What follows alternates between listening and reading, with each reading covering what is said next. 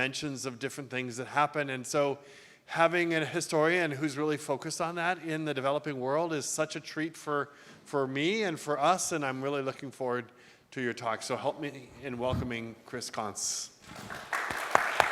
Thank you. Good afternoon, everyone, and happy Halloween. First, thank you very much to the Environmental Studies program, especially Sarah Gomez, for having me be part of this great lecture series. I'm an historian, so I reconstruct stories from the past that help us understand our current realities and hopefully point us to a better future. Today, I'll tell a story about an extraordinary individual, James Machobane, an author, farmer, teacher, and innovator from Lesotho. Machobane was what today we might call a regenerative farmer or an agroecological farmer. That is, the practices that he developed and disseminated amongst many followers were designed to work with the natural systems of a specific time and place. The soils, the plants, the animals, the topography, and the climate. But ecology is social too. And Machobane worked within a political and an economic system that was terribly unjust. The colonial state in Lesotho and the apartheid government in South Africa implemented policies that were designed to shape what Africans could and could not do on their farms and in their gardens.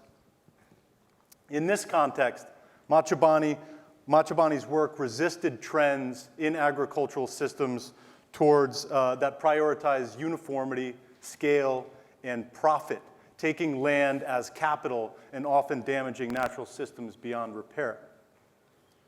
How Machobane developed his methods, how he promoted it, and the tensions within these processes is the subject of this presentation.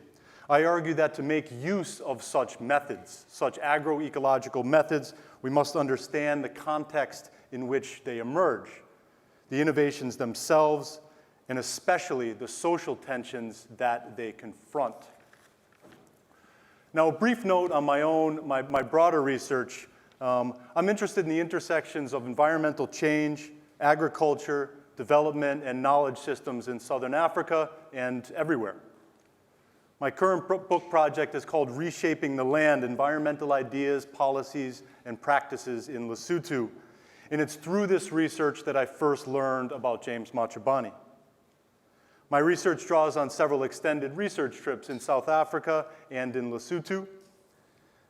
My data collection, to borrow a term from the sciences, involves work with archival records, literature, newspapers, but also on rural field work, which involves living on and exploring a particular landscape. It involves oral history collection. It involves Sesotho language study. And not least, it involves work participating in rural life, especially farming. Now, I should add that my initial introduction to this place was as a Peace Corps volunteer in 2007 and 2009. Now, the paper that this presentation is based on will eventually be part of an exciting edited volume called Environment, Power, and Justice in Southern Africa. A brief note on terminology. The term Lesotho refers to the land of the Sotho, or the modern-day nation-state, whereas Basotho land typically refers to the British protectorate between 1868 and 1966. But for clarity, I'm going to use these two terms interchangeably. A Mosotho is a person, singular. Basotho, people, and Sesotho is the language and culture of the Basotho. Now, like any good story, this one has a setting that plays an important part. Lesotho and its roughly 2 million people live completely enclosed within South Africa. It's a mountainous place with a land area roughly the size of Maryland, more or less. Of that, only 11% is suitable for arable agriculture, while most of the rest is used for settlement and for livestock grazing. It's a grassland with very few indigenous tree species, yet with numerous introduced species. Now, unlike most of tropical Africa, It has 4 distinct seasons. Spring emerges in September, with rains increasing throughout the summer, and in the fall, the rains slow down and the temperatures decrease. The winters are cold and dry with occasional snow. Now, how Lesotho became an independent nation is, of course, a long story, but here it is in very brief. It emerged as a kingdom during the turbulent early 1800s in southern Africa. Under the leadership of King Machobane, numerous groups found collective security and new collective identity as Basotho. Machobane understood the context in which he lived. European settlement, underpinned by evolving doctrines of white supremacy, posed constant territorial threats to African sovereignty in the region. Now, ultimately, Machobane cut a deal with the British to become a protectorate of the empire.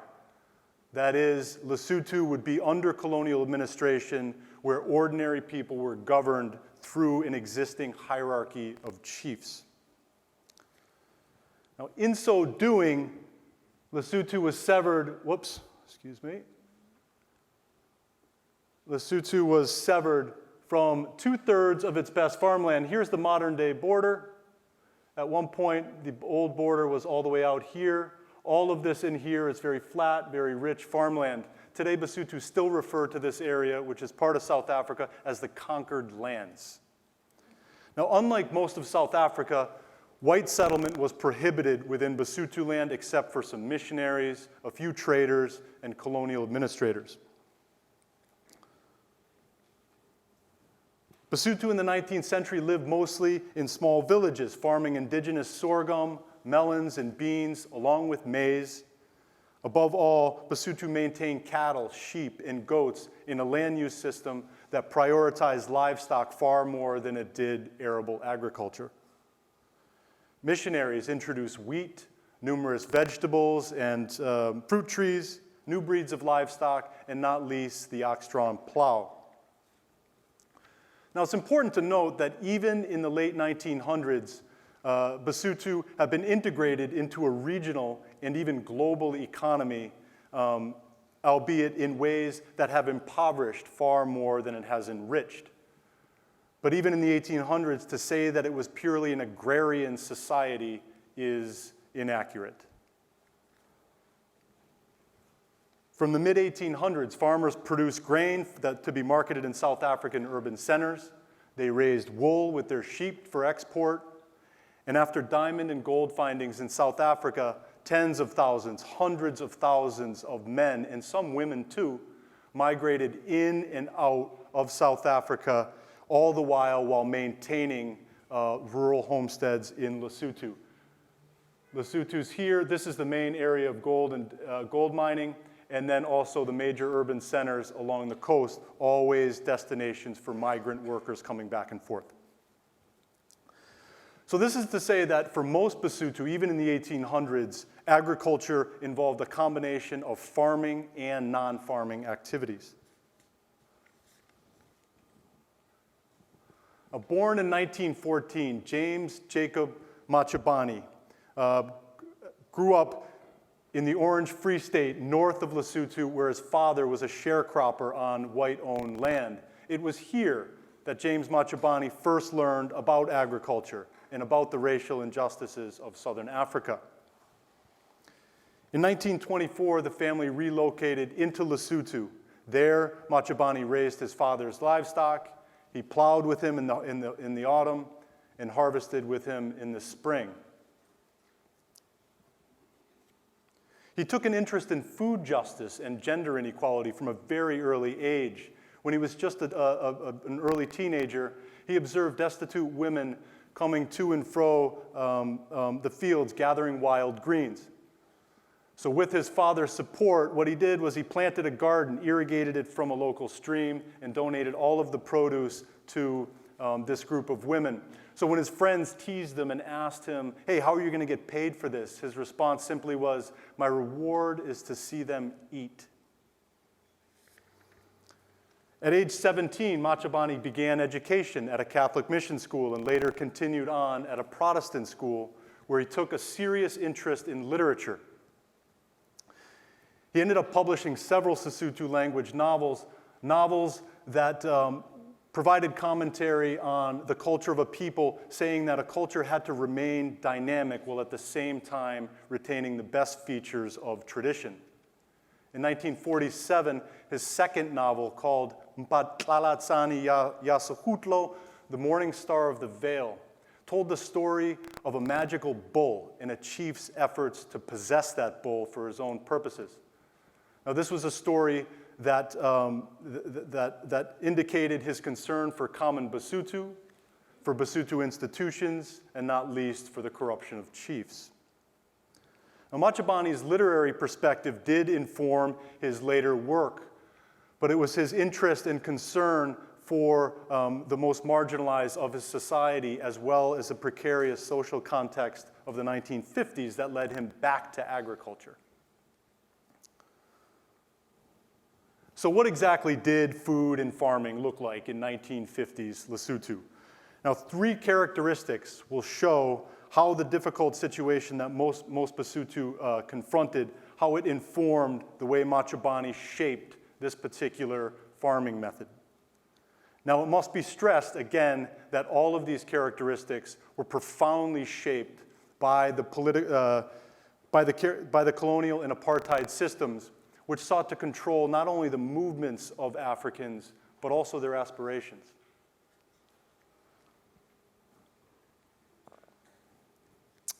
Now, colonial policy had shaped agriculture in Lesotho since the late 1800s, but by the 1950s, numerous agricultural and social inequalities had become clearer. The government founded an agricultural department in 1912. In the 1920s, they created a demonstration program whereby trained Basotho men would venture into rural areas in order to teach people about new techniques, implements, seeds, and so forth. Now, in this program's early decades, demonstrators lectured to large groups of men to promote commercial and subsistence knowledge, from plowing techniques and vegetable gardens to manuring and pest management. But following World War II and an upturn in technical interventions in colonial Africa, the department turned much more towards promoting mechanization and towards promoting elite farmers in order to boost Basotho land's export production. The department also promoted commercial livestock. They did so through beef cattle, but more especially through promotion of woolen sheep to boost the nation's wool industry. Now, this shift in policy de-emphasized the production of animals for meat and milk. Now, some Basotho, usually those that already had endowments to start with, who had land, livestock, equipment, some benefited from these schemes. Most Basotho in the 1950s did not. Perhaps most importantly, in the social realm, absenteeism had been a feature of agriculture since the 1800s, but by the 1950s, it had created acute labor shortages on farms. In 1956, some 42% of men and 11% of women were away working in South Africa for at least part of the year. Fewer people had access to animals and land, too, by the 1950s. By 1960, 25% of families had no land, while another 31% of families had no livestock. Now, problems of land and economy undergirded this situation of injustice in which women, and to some extent children too, bore the brunt of hardship. Now, as de facto household heads for most of the year, women tended fields, they worked in gardens, they tended small livestock, all the while obtaining, processing, and preparing food. Now, increasingly in the 1950s too, Basotho used migrant cash remittances to purchase more of their food as processed food, refined maize meal, than in times past. A sharp rise in the deficiency disease called pellagra reflected the extent to which how more people were consuming more of their calories as refined maize meal and less as meat, milk, and vegetables than in times past. Pellagra is an old deficiency disease. It's very uncommon these days. It comes from a niacin deficiency that is characteristic of a highly refined maize meal. Okay? Not the maize meal itself that gets people sick, but the lack of other foods. Now, lastly, Matcha Bonnie worked within an environmental context. Soil erosion by the 1930s had become a global concern, and in Lesotho this problem was particularly acute. Thousands of Basotho built a vast network of conservation structures, but still, by the 1950s, erosion had gotten much worse. Drought incidents and vegetation change were also important concerns. Basotho had experienced many drought periods in the 20th century with especially damaging conditions in 1919, 1933, and 1955. Vegetation in the grazing lands was also changing, and with that, a decline in the quality of livestock. Nutritious fodder grasses were displaced by unpalatable plants, a change that owed in part to the government policy of promoting large flocks of merino sheep for wool instead of for food. Excuse me.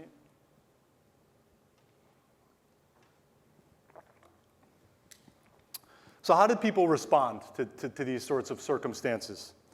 Well, first, there were those that believed that progressive farming could remedy this crisis situation. Now, in this approach, which was advocated by chiefs, politicians, and agricultural officials, a cadre of professional farmers, highly trained, highly motivated, would lead the way by learning things like contour plowing, by applying phosphate fertilizers and hybrid seeds, and by acquiring technology like tractors in order to produce for both domestic but especially export production. Agricultural modernization, so the logic went, would provide the foundation for further regional economic integration and eventually enable industrial development. It has to be noted here that this was not simply a colonial development paradigm which people followed aimlessly. By the late 1950s, nationalist parties had emerged in Lesotho, especially the Basotho Land Congress Party, who engaged both colonial modernization programs, but also they engaged with other nationalist programs around the continent, especially that of Kwame Nkrumah in the newly independent Ghana. Now, in short, Nkrumah sought to modernize Ghana and to modernize Africa as a whole through rapid expansion of energy, agriculture, and industry. And it's this path, at least to a great extent, that Lesotho's new nationalist leaders sought to follow. Now, in many ways, Matcha Bonnie developed a full-on antithesis to this very approach. For him, a specific agricultural system, perhaps more than political change, was the answer to what he saw as a crisis situation. He had acquired a small plot of land back in the 1940s, and on it, he experimented for 12 years, planting different combinations of crops at different times of the year. Now, thinking carefully about labor, about land scarcity, about seasonality, soils, plant biology, and nutrition, Matcha Bonnie sowed and harvested crops at different times, and he also used very few inputs. Now, through trial and error, he honed his system, which he describes like this in later years. He described it like this. I could see what to put and when so as not to leave any space uncultivated. I lifted the potatoes in January. I planted the maize, beans, and sorghum in January. By March or April, the beans were ready to be harvested. Then I planted wheat where the beans were. At the same time, I had to think of the maize, which would be harvested by wintertime, June or July. The pumpkin and the watermelon would be planted then. The wheat was ready by November or December, and what remained was the potatoes. And then the whole thing began again. Matcha Bonnie's system was highly adapted to a very specific time and place. A British agricultural inspector in 1955 visited his experimental plot and noted his innovative use of donkeys to pull a cultivator in between rows to prepare it for the next sowing. Now, Machobane's use of the more affordable and less culturally revered donkeys, this opposed to the customary and exclusively male-owned oxen, demonstrated his concern for women and for others who had very little or no access to animals. The officer also reported that Machobane was producing far more food than any other farmers. And not least, he revered Machobane's use of constant cultivation, constant vegetative cover in order to reduce soil erosion, which was a preoccupation of the colonial state. The method was designed also to be used at different scales, right? Whether it be one person in a small garden plot with a spade or on a larger scale using draft animals for power. Now, Basotho were learning about Machobane's method via several Sesotho language newspapers at the time, as well as through word of mouth. Now, one Basotho writer in 1957, for example, wrote about how people would be able to harvest foods at all different times of year. Okay? Now, this was a concern that spoke to the very real reality, the very reality that certain times of the year were times of shortage for most Basotho. But Machobane was not only a scientist, he was also very much a showman, and he worked tirelessly to promote his own system, or his own method. To diversify foods across seasons, he popularized non-indigenous crops in addition to local cultivars through experiment, observation, and comparison. For instance, he understood that potatoes generated heat that remained in the soil long after harvest, and that this heat could be used to sow the next round of crops. And to demonstrate that he could produce a lot of food and not just diverse food, he asked the resident commissioner, the British resident commissioner in 1958 if he would set up a competition. Machobane loved competition, and he leveraged the empirical results of this in order to convince skeptics. So the competition went down, and at one demonstration site, the government conventional method of growing potatoes netted 36 bags of potatoes. This compared to Machobane's 87 bags. So with some personal funds and with a genuine motivation, Machobane sought to circulate his knowledge wider to common Basotho. He launched the Machobane Mass Agricultural College in late 1958 in a one-room building. The college and method that it promoted became known as Mansa Tlala, drive out hunger. Machobane trained 12 initial teachers, pictured here, many of them women, okay, who in turn trained demonstrators to spread the knowledge through outreach work in rural villages, perhaps borrowing a bit of the colonial administration toolkit of using demonstrators for outreach. By 1960, 200 men and women had earned the certification as teachers, and they drew on a backlog of applications from trainees that numbered 15,000 by 1960. But it wasn't just local. Machobane also engaged with global circulations of knowledge. In 1959, he earned a Ford Foundation travel grant with which he visited the United States, the United Kingdom, Germany, and Canada. He visited places in the States like Cornell University and Tuskegee Institute in Alabama. Yet, somewhat surprisingly, he did return home simply more convinced of his intercropping system than ever, maybe not surprisingly. He commented later that, yes, I visited those places, and they had very big farms and very rich farmers, but all were following the same path of chemical fertilizers and tractors. Now, despite, or perhaps because of some of this international interest, and because of his growing popularity at home, he confronted a lot of opposition in the early 1960s at home. He started drawing a lot of rebukes from agricultural officials, Basotho officials included. His method diverged sharply from the mechanized and planned approach of the colonial state. Now for Machobane, crop rotation, manuring, and mixed cropping, not grass strips and elaborate conservation works, would better check erosion. He also railed against government support for an elite class of farmers, which he knew already had the endowments that they needed to make a living. Machobane was well ahead of his time in this way, and he recognized the stark inequalities of gender, education, and socioeconomic status in Basotho land, and he strived to endow people with the knowledge that could improve their lives through nutritious food production, regardless of how much land, animals, or equipment they had.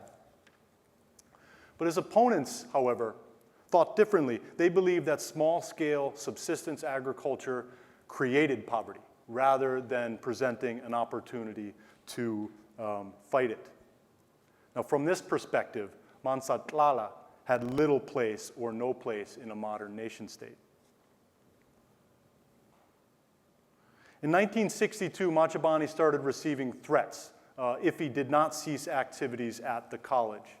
After 1963, he appears very little in the official record. Sadly, in 1965, the college closed. Now, the closure owed in part to this government repression, but also to financial problems, and even to some extent on a growing disinterest amongst farmers. Now, although Machobane continued work for many, many years, repression actually continued, got worse after independence in 1966. Now, after decades of repression, Machobane convinced the National University of Lesotho only in 1989 to adapt his system as part of a USAID-sponsored soil and water conservation program. In the 1990s, finally, the government of Lesotho recognized Machobane's system as a viable way of farming in Lesotho. Machobane died in 2006, but his system endures amongst a small group committed to fighting environmental injustice through agriculture.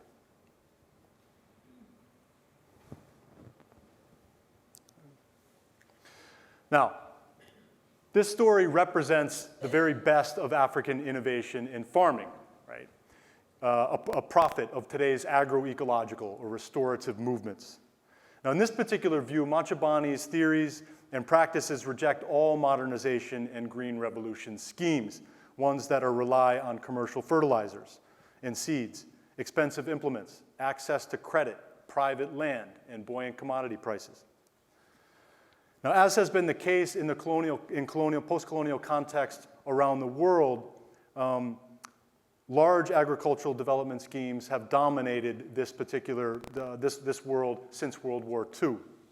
And today, based on very similar logics, multinational corporations grab lands in order to produce biofuels or other such commodities for export, displacing people and annihilating local ecologies in the process.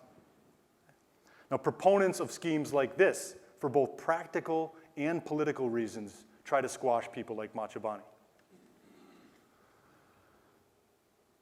While Machobane's life and work offers a very inspirational story of resistance to the above, painting the picture in too broad a stroke misses important lessons. Machobane's vision was modernist in its own right, and it actually conflicted with what many Basotho beliefs and practices, conflicts that I believe we must understand. Now, for instance, he supported land reforms that were very unpopular with many Basotho. From his early days of experimenting, Machobane fenced in his plots and urged his followers to do likewise. Now, begun by the colonial and missionary efforts and taken up by some Basotho, Machobane advanced the trend of cultivating plants around all 4 seasons, which conflicted with the historical preeminence of livestock raising. Now, a quick note on land tenure in Lesotho. If I'm a married man, I'm generally, in the kind of older law system, I'm allocated up to 3 fields. Those 3 fields belong to me expressly from spring until fall while they are cultivated. once they are harvested, they go back into a commonage where people are free to graze their animals over those lands. So protecting vegetable gardens and young tree plantations by enclosing certain areas had been a part of a broader agricultural department initiative to reorganize productive spaces, and they always had very mixed Basotho support. Now for Machobane, many Basotho, especially widows, had very little access to animals and so could benefit more from plants. Gardens and fruit trees, if protected from livestock, could provide nutritious food. Now this struggle, in a sense, pitted wealthier livestock owners, almost exclusively male, against those who sought to enlarge subsistence plots and to plant non-traditional crops in all 4 seasons, like winter wheat. But small stock owners and herders, too, sometimes objected, and they cut fences to show their objection to this, okay? And often simply ignored people's exclusive claims to property for cultivation. Another important conflict, and still an obstacle for Machobane farming, has to do with changing perspectives on work, progress, and agriculture. In Machobane's words, first develop man, man will develop the land. Machobane insisted on a strict work ethic and commitment to farming that clashed with what many Basotho were thinking and doing at the time. He was skeptical of most education. He complained that too many Basotho had, quote, education purely and highly academic. Now for him, Basotho and rural people more broadly could best develop themselves by cultivating the soil. And he saw his method as a toolkit to address these injustices through what he saw as a radical commitment to new social and agricultural principles to achieve self-sufficiency. And when he resurfaced in the 1990s, he used the slogan, "Stick to thy hillock."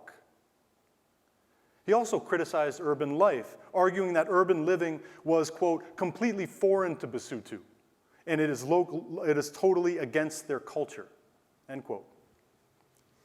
Now, in some ways, in very uncomfortable ways, this philosophy accommodated the colonial and even segregationist project which sought to develop Africans as rural people, as farmers, as tradesmen. Now, in this view, Africans were essentially rural people who should stay in rural areas unless working on labor contracts in the so-called European urban spaces of southern Africa. Now, this, of course, was a deeply racist myth. Now, Machobane also saw a moral component in agricultural labor, and he joined a chorus of African and non-African people in the 1950s in articulating the importance of not only work, but knowledge in this way. But agricultural systems like Machobane's are only as good as people's desire to dedicate year-round labor to them. In fact, in the 1950s and 1960s, many Basotho worked or sought work away from farms as teachers, nurses, politicians, miners, industrial workers, clerks, shopkeepers, doctors, artists, and politicians. So what can this case tell us about our world in which climate change accentuates environmental injustices through intensified flood, drought, among other things? What role will agroecological systems play in this future in a social context where fewer people want to dedicate their lives to full-time farming? These problems, of course, are not Lesotho's alone. A 2011 Food and Agricultural Organization report used Lesotho as a case study to explore the ways of, as the title suggests, strengthening capacity for climate change adaptation in agriculture. Its authors explained that warming over southern Africa was going to increase at a greater rate than the global mean. And if the devastating drought of 2015, 2016 was any indicator, they were correct. Now, the FAO and the government of Lesotho now advocate a new system called conservation agriculture for growing diverse foods while protecting the soil and defeating the scourge of drought. Now, researched and developed at Cornell University, conservation agriculture, or as the Basotho call it, dikoti, holes. This is a system based on concepts of conserving soil, specific plant nutrients, as well as maximizing moisture retention. Dikoti farmers dig and maintain separate holes for each plant, as you see in this pamphlet. Few people have adopted conservation agriculture, and farmers report that it requires simply too much work to maintain each hole, to dig each hole, and beat down the weeds when they spring up. Now, along with dikoti, Lesotho's agricultural department now promotes Machobane farming as a possibility for agriculture, at least on paper. Now, the potential for these intensive systems, as I see it, is also a problem. And for Molefi Sakesa, a former Machobane farmer and now carpenter who I spoke with in 2018, Mansa Tlala was an innovative system and one that he was very proud to have learned. But carpentry, which also requires hard work and extraordinary skill, offers him a wider range of opportunities that don't rely so much on a dedicated year-round work regimen, and not least, they don't rely on the serendipity of a changing environment. Now, Lesotho today faces enormous challenges, from high rates of HIV/AIDS and unemployment, to food security, and to tightening immigration policies with South Africa, all of which, by the way, are related. Now, while fewer people are able to find work in South Africa these days, some work in garment factories in Lesotho for very low wages. I should add that these are very coveted jobs. Now, as far as agriculture, the government still promotes a mechanized, export-oriented approach to agriculture.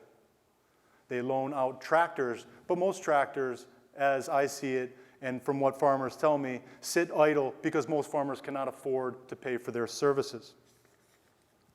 Now, with little choice, many young men and women return to rural areas and are exploring different possibilities for various types of agricultural enterprise. Now, in this context, agroecology must play a part, and it is playing a part all over the world in addressing interrelated issues ranging from urban and rural poverty, food sovereignty, gender inequality, environmental injustice, and systemic racism. But I would argue that agroecology cannot come at the expense of a direct political engagement with the structures that have kept the majority of Basotho poor and marginalized since the 19th century. These structures, of course, are much bigger than Lesotho. The Alliance for Food Sovereignty in Africa, for instance, is an African transnational organization working tirelessly to create more just and sustainable ecological, social, and political worlds. Now, as a final note, and to bring it closer to home, and to give you students something to read here, in a recent book called Freedom Farmers, sociologist Monica White teaches us about food justice organizations in Detroit. And she tells us about how these groups are anchored in a much longer history in which African Americans, urban and rural, maintain close relationships to land, where they produce and circulate knowledge, and where they've grown food. Now, these activities can and should be about changing political systems and food systems that marginalize and destroy perhaps more than they nourish. Now, in this way, I see Machobane's life and work, the possibilities and the problems that it teaches us about, as a way to historicize and to strengthen these same types of endeavors everywhere. Thank you. I hope to get some questions.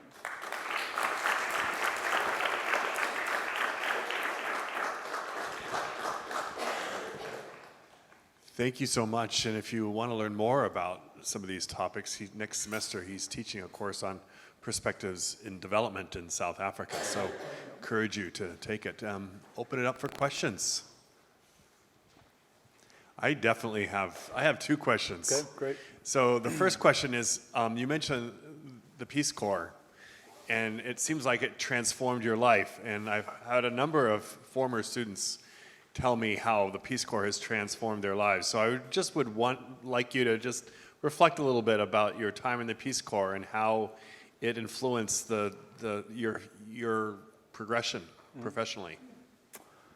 I would say, I mean, I had a number of these interests prior to my Peace Corps service. I had been a high school teacher in Western Massachusetts before that.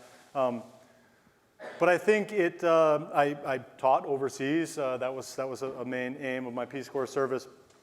And it gave me a social network and a place to study some of the issues that I viewed as global issues, really, in a particular place. It enabled me to study an African language, Sesotho, and like I said, to establish networks both in rural Lesotho, but also around the university systems and in some policy networks. But I should say, when I left there in 2009, I didn't plan on going back to do research. That came a bit later, but I've been able to build on that foundation since then. So my question sort of substantively is that as I've looked at agricultural systems around the world, I remember looking at the Japanese system and how organized a lot of the farmers are in cooperatives. And when I look in Costa Rica and I'm looking at the cooperative farmers associated with coffee, and the question about sort of resilience to change through cooperatives, I'm just curious to the degree to which I think of sort of climate change as being this really unequalizer. It's really hard to go through a drought year. So cooperatives can provide a resilience strategy. So I was wondering, to what degree is there organizations across the farmers in the system that you explored that might give them resilience to hard times? So there are a number of different social networks, cooperatives, both formal and informal. Some began during the colonial era. Formally sponsored by the agricultural department, but those gained quite a bit less traction. When I think of agriculture in Lesotho, the main type of cooperation is through various siakrolo, which translates sort of as sharecropping, but it's more or less a system where people contribute various things. For example, one person doesn't have land, but they have some oxen. Another person has the land. Another person purchases the seed. Another person provides the labor. Now, this is a cooperative system in the Sesotho sense. People still do it. That's how they get around landlessness and cooperate in that way. Yeah.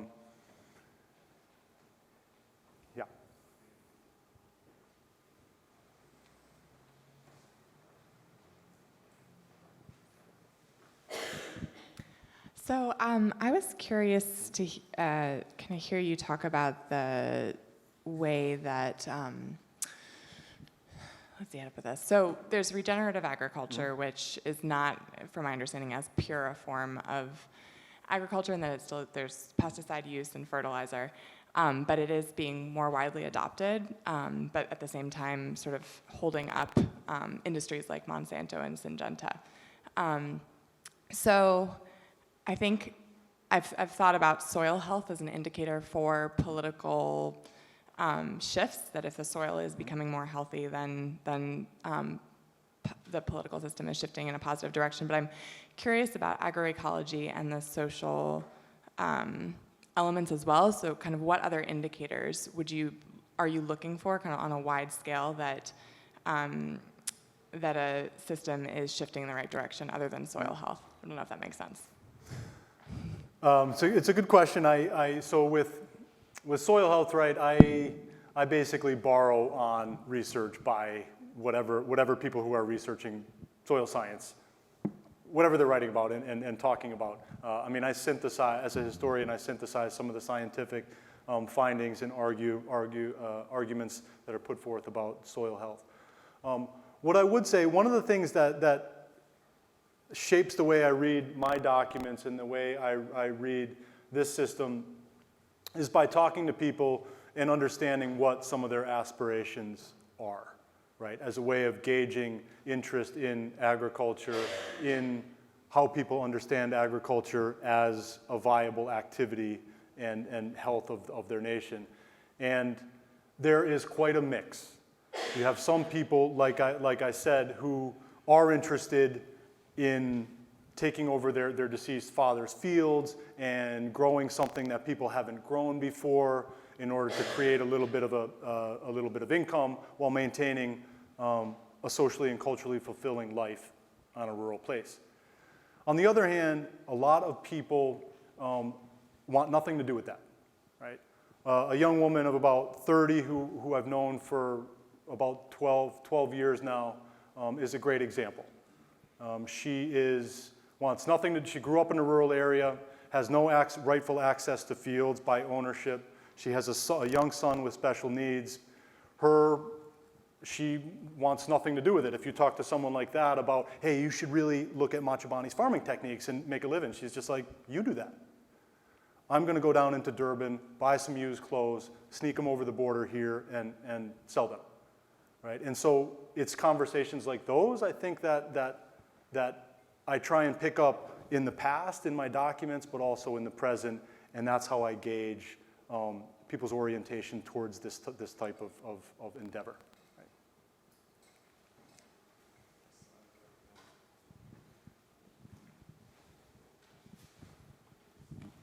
Hi, Chris. Sorry I was late. No worries. I have a question about I just reviewed a book that's on public health in Western Africa. And one thing that happens in sort of the late colonial period, and one thing that happens is that you have the UN and other international organizations that start inserting themselves into the colonial context. And I was just curious to hear more about that. Does that become a factor in this case? You have, kind of NGOs, the UN or what have you, kind of impacting in the 50s and 60s as colonialism is sort of during late colonialism. Right. I think there are a variety of kind of growing international entanglements, really from post-World War II, but especially in the 1950s that I could talk about. One I guess I would highlight is the Food and Agricultural Organization, right? After World War II, the founding of the FAO is really founded by a lot of very idealist people, as I'm sure many people in this room know.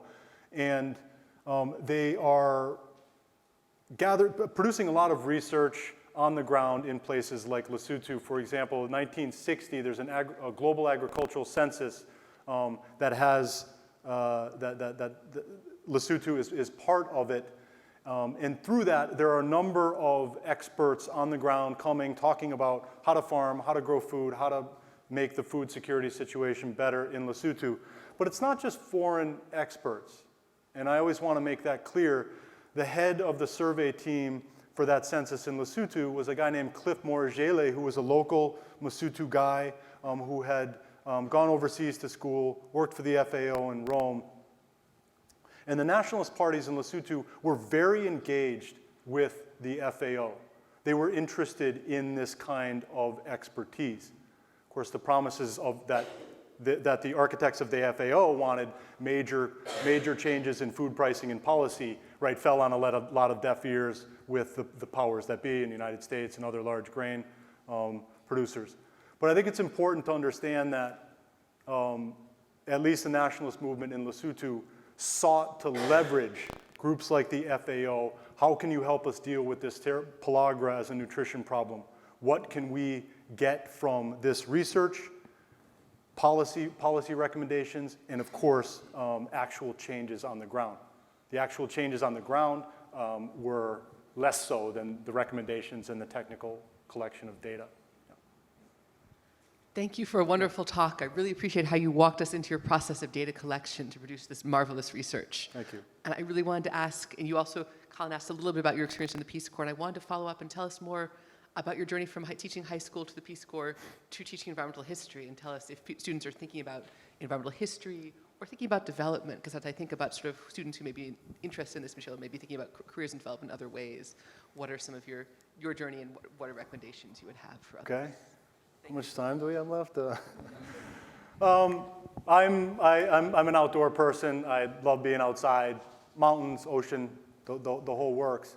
And I love teaching. And I took an interest in Africa from a young age. I had one of my aunts married a Ghanaian man, and my interest grew from there. And then while I was teaching high school, I learned that there was this field called environmental history, and that I could kind of, my interest in environment and the outdoors and conservation, preservation, and these things together. And so I started going down that road, but I realized that I was actually more than national parks and preserved spaces and that which I'm still interested in. I was interested in matters of social inequality, of global social inequality, of the ways in which people access knowledge, land, and other sorts of capital in order to take care of themselves, right? And so my kind of interest in social history, right, which I'm talking about kind of global inequality, and environment kind of came together in those ways, which shapes my interest now in matters of social justice, environment, agriculture, different sorts of inequalities, not only in Africa, but of course right here in the United States. That's the quick version of it. Yep. Thank you, Chris, for a great presentation. So farming is a risky business to begin with, and the techniques you presented by Machobane are very labor and knowledge intensive. So what kind of support is there in Lesotho to adopt some of these techniques? So the agricultural department is a very strong department in Lesotho. And there is still a demonstration service in which not only men now, there are women demonstrators as well, going into rural areas, teaching people about that conservation agriculture system. Machobane farming is still a bit on the margins of it, although they have their own kind of people that teach this process. Some of it you can see right in secondary school textbooks as well. But the demonstration service is still held up as a really important wing for circulating this knowledge. It depends on who the demonstrator is, and it depends on the area. Some areas you ask a farmer, hey, so have you've talked to the demonstrator lately? They're just kind of like, who? Like that? Oh, that guy? Like he hasn't been around here in years. You go to another area, and someone will say, oh, that demonstrator, so-and-so, oh, they're great. They grew up in this area. We talk about stuff like intensive farming. We talk about commodity prices and everything. So the demonstration service, which extension service, some people call it, is very prevalent not only in Lesotho, but around the continent and in other places, right? There are lots of problems with it, but there is a certain amount of support. There's also radio programs, a radio broadcast by the agricultural department that you can get weather information, you can learn about new systems, go to workshops. There's a lot of support, but there's a lot of disconnect and distrust often between government and people. That shouldn't surprise anyone here. But there is support locally, and then there's of course international NGOs that take a hand in it too, like Conservation Agriculture has some of that too. Well, we're really lucky to have you on campus so we can continue this conversations over coffee or tea or maybe a sweet potato or something. But anyway, so let's thank Chris one more time. Thank you.